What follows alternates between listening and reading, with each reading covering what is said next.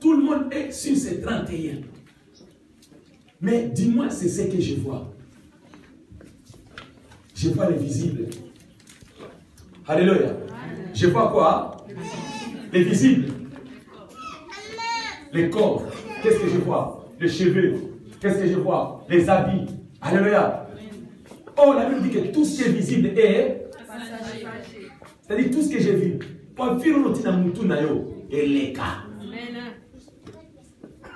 Même si tu ne veux pas. Tu as payé, je ne sais pas, 50 euros, 70, même si tu as payé 1000 euros. Le salon là où tu es parti. Il y a des salons, hein? Il y a des salons. 1000 euros pour les cheveux. Oui. Mais je te donne 2 mois. Tu vas repartir encore au salon. La coiffure sera amortie. Ça ne sera plus comme c'était avant. Tu vas changer. Les habits. Va regarder les habits que tu as dans les garde-robes. Il y a même des habits que tu ne portes même plus. Il y a des habits même que tu ne connais même plus que tu as cet habit-là. Il y a des chaussures, des sacs, ma sœur, que tu as, mais tu ne sais même plus que tu les as. Ma sœur, mon frère, la Bible nous dit que le Dieu de paix vous sanctifie tout votre être. Savoir, corps, âme, esprit. Mais là, tu as arrangé quoi? Tu as arrangé l'extérieur. Ton corps, alléluia, il est vivant. Quand je vois le présentateur des émissions, bien aimé, avant que vous le voyez passer, un moment dans Léonie, avant que vous voyez ces gens-là, on leur met des poudres et des maquillages pour qu'ils paraissent tels que vous les voyez là-bas à la télé. Et toi, tel que je te vois là, si tu es à cause de poudre et de poudre et de poudre, c'est un maquillage que tu as mis. C'est un masque, une forme. Quand tu vas te laver, toi-même tu connais ta réalité, c'est comment. Je vais continuer. Maintenant, tu as arrangé le visage. Tu as arrangé ton corps, ta chevelure. C'est bien, c'est pas mauvais. Mais ton âme, ton esprit. Nous avons lu, Dieu nous dit ceci. Ce peuple, quand il m'honore qu'il parle le bout de leurs lèvres. Mais leur cœur est éloigné de moi. Avant de venir, tu t'es arrangé. Bien habillé, bien parfumé. Mais tu as arrangé le corps. Ma sœur, pose-toi la question. Quel est l'état de ton âme? Il est vivant. Il est vivant. Quel est l'état de ton esprit? Alléluia. Je vais vous dire une chose. Vous savez, nous comprenons ces choses-là. Je n'ai pas un testeur ni un sondeur. Mais ma sœur, par moment, quand on se dit mettons-nous à prier, tu ne peux pas faire la beauté musculaire avec la prière. Il suffit seulement qu'on se dise mettons-nous à prier. Là, on va découvrir des personnes dont l'intérieur est lavé et purifié par l'Esprit de Dieu. Amen. On va commencer la prière ici. Si tu es une personne qui lave, qui nettoie, qui purifie ta vie, tu vas commencer la prière, puisque la prière ne se fait pas par la chair. La Bible dit Dieu est esprit. Et il faudrait que ce qu'il adore, l'adore en esprit et en vérité. Quand tu vas te mettre à prier, ma soeur, mon frère, Ferrari, il est vivant. C'est là où on verra maintenant les gens qui ont la vie de prière. On va commencer la prière ici. Au bout de 2 minutes, on était 10. Vous allez rester 4. Vous allez rester 2. Vous allez rester 3. Parce que ton intérieur n'a pas l'habitude des choses que tu fais. La Bible dit que le Dieu de paix vous sanctifie tout entier. Et si nous allons dans 1 Thessaloniciens toujours, verset 3, chapitre 1 Thessaloniciens 3, verset 12 et 13. Alléluia. Est-ce que vous me suivez? 1 Thessaloniciens chapitre 3, verset 12 et 13. La Bible dit ceci. Que le Seigneur augmente de plus en plus parmi vous et à l'égard de toute cette charité que nous avons nous-mêmes pour vous. afin d'affermir vos cœurs pour qu'ils soient irréprochables dans la sainteté devant Dieu notre Père lors de l'avènement de notre Seigneur et Sauveur Jésus-Christ. Acclamons le roi des rois et le Seigneur. Acclamons la parole de Dieu. Amen. Bien-aimé dans le Seigneur, je vais te dire une chose. L'Éternel nous demande, selon les deux passages bibliques que nous avons vus, écoute ce que Dieu nous demande, que tout notre être, c'est-à-dire corps, âme, cœur et esprit, soit conservé, non seulement irrépréhensible, mais aussi irréprochable dans la sainteté lors de l'avènement de notre Seigneur et Sauveur Jésus-Christ. Beaucoup des églises, ils ne parlent plus de l'avènement de Jésus. Les églises ne prêchent plus l'enlèvement de l'église. On ne prêche plus ces choses-là. Quelqu'un peut séparer ses enfants, s'il vous plaît. Et il faut la marche.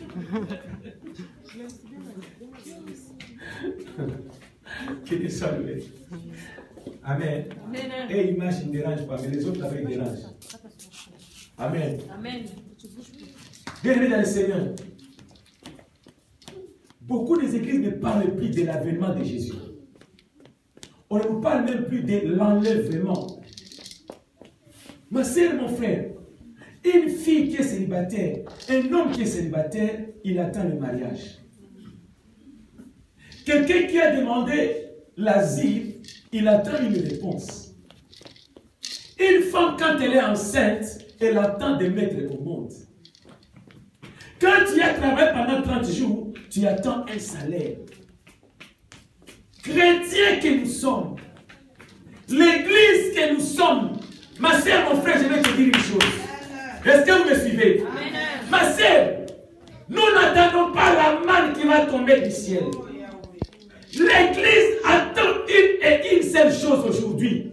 L'avènement de notre Seigneur et Sauveur Jésus-Christ. L'église de Dieu, nous devons nous préparer à l'enlèvement. Nous devons nous préparer à l'arrivée de Jésus. La Bible nous dit, nous ne dévancerons pas les morts. Mais il y aura une trompette qui va sonner. La trompette sonnera. Et les morts en Christ ressusciteront premièrement. Et ils seront enlevés. Les vivants, nous serons transformés. Afin que nous puissions revertir. Et ceux qui vont ressusciter, les morts en Christ qui ressusciteront.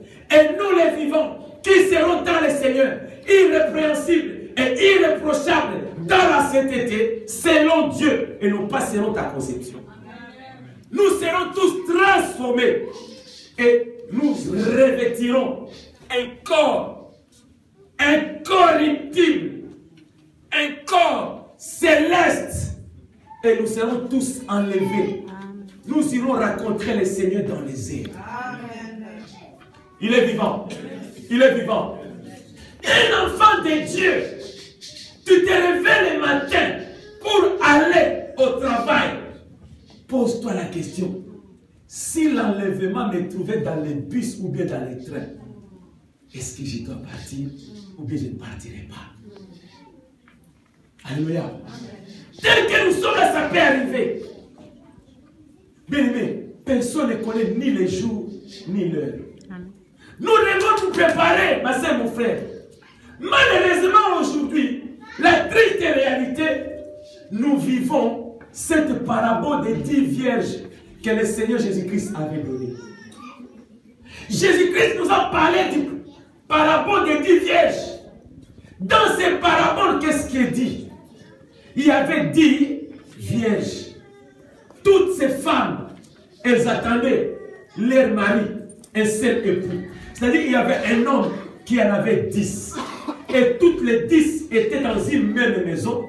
Elles attendaient cet homme qui va arriver pour sortir, aller à la rencontre de ses maris, de cet homme. Est-ce que vous me suivez? Amen. Mais pour attendre l'homme qui sortira, comme à l'extérieur, il faisait noir, il fallait que chacune d'elles puisse avoir une lampe.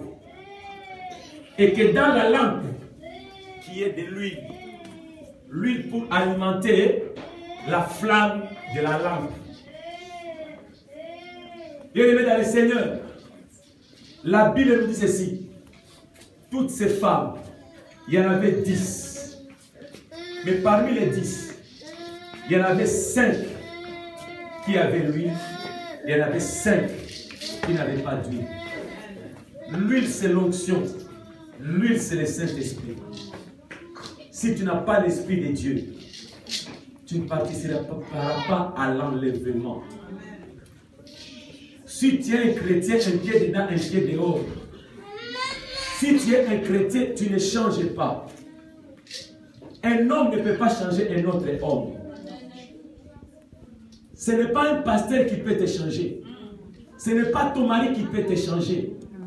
Alléluia. Amen. Mais la Bible nous dit, lorsque le consolateur, l'esprit de vérité, il viendra.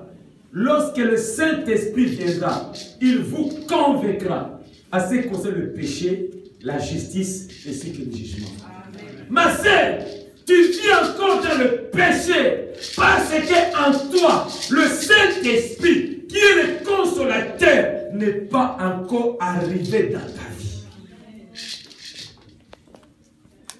Tu mènes une vie, ma sœur, mon frère.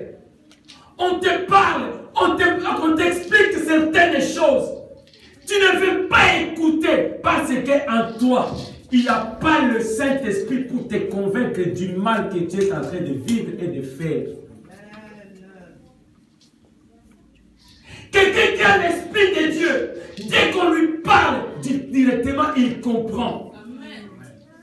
Il réalise. Il dit, je dois arrêter. Celui qui n'a pas l'Esprit de Dieu, il aura du mal à se repentir. Tu ne peux pas demander pardon à ton mari, à ta femme, si tu n'as pas l'Esprit de Dieu en toi. Amen. Pour comprendre le mal que tu fais à l'autre et à l'autrui, il faut que tu aies en toi le Saint-Esprit. Pour ne pas faire du mal à l'autrui, il faut que tu aies le Saint-Esprit en toi. Si tu n'as pas l'Esprit de Dieu, la Bible nous dit, s'il n'y a pas de révélation, le peuple marchera sans frein. Tu n'as pas de frein dans ton langage. Tu n'as pas de frein dans ton comportement. Il te manque de frein dans tes habitudes. Il te manque de frein dans tes pensées. Tu penses. Alléluia.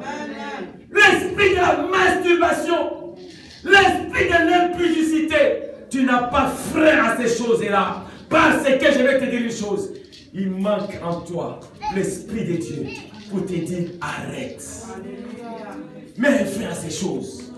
Arrête avec ces choses, ma soeur, mon frère. Combien de fois tu vas continuer à avorter? Combien de fois tu vas continuer à tromper ta femme? À tromper ton mari? Combien de fois tu vas continuer avec la vie de débauche? Combien de fois tu vas persévérer dans l'alcool, dans les cigarettes? On te parle tous les jours. Les copains, les copines, tu en changes comme les saisons. Dès qu'il fait froid, tu mets le manteau. Dès qu'il y a le printemps, tu mets une jaquette. Dès qu'il y a l'été, tu mets une chemisette. Quand l'hiver arrive, tu changes encore l'autre manteau. C'est comme ça que tu changes les copains, les copines. Quel mode de vie tu mènes ce train de vie, ma soeur, mon frère, parce que l'Esprit de Dieu n'est pas en toi. Pour te faire mettre du frein et te dire arrête avec cette vie. Et tu prétends dire que tu es chrétien, Alléluia. Lorsqu'il est consolateur, l'Esprit de vérité il viendra. Il te convaincra. Esprit de tutesse.